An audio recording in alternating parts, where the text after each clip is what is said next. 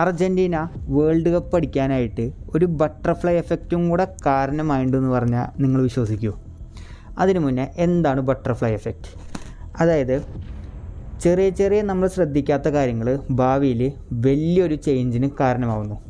Chaos തിയറിയിൽ ഒരു metaphor പറയുന്നുണ്ട്. അതായത് ബ്രസീലിലെ ഒരു ബട്ടർഫ്ലൈ ചിറകടിച്ചത് കാരണം ടെക്സാസിലെ ഒരു കൊടുങ്കാറ്റ് ഉണ്ടായിരുന്നു.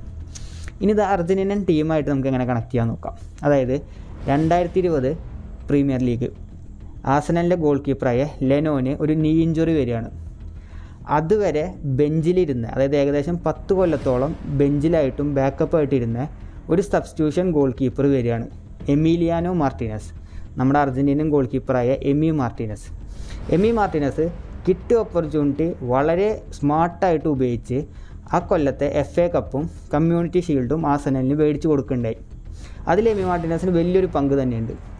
അതിനുശേഷം ആഴ്സണലിലെ ഈ കളി കണ്ടതിന് ശേഷം ആസ്റ്റൺ വില്ല അവരുടെ മെയിൻ ഗോൾ കീപ്പറായിട്ട് എമി മാർട്ടിനസിനെ മേടിക്കുകയാണ്.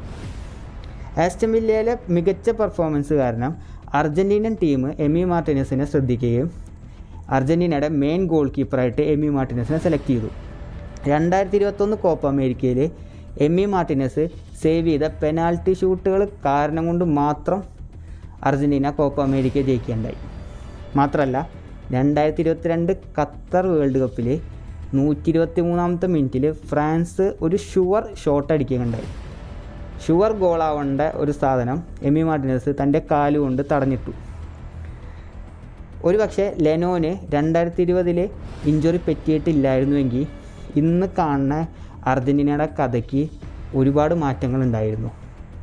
നമ്മളിപ്പോൾ ചെയ്യണ ചെറിയ ചെറിയ കാര്യങ്ങൾ, നമ്മൾ ശ്രദ്ധിക്കാണ്ട് പോണ ചെറിയ ചെറിയ കാര്യങ്ങൾ വലിയ ഡ്രാസ്റ്റിക്കായ അൺപ്രഡിക്റ്റബിളായ ഒരു മാറ്റങ്ങൾ ഉണ്ടാക്കാനുള്ള ചാൻസസ് ഉണ്ട്. അതാണ് ബട്ടർഫ്ലൈ എഫക്റ്റ് പറയണത്.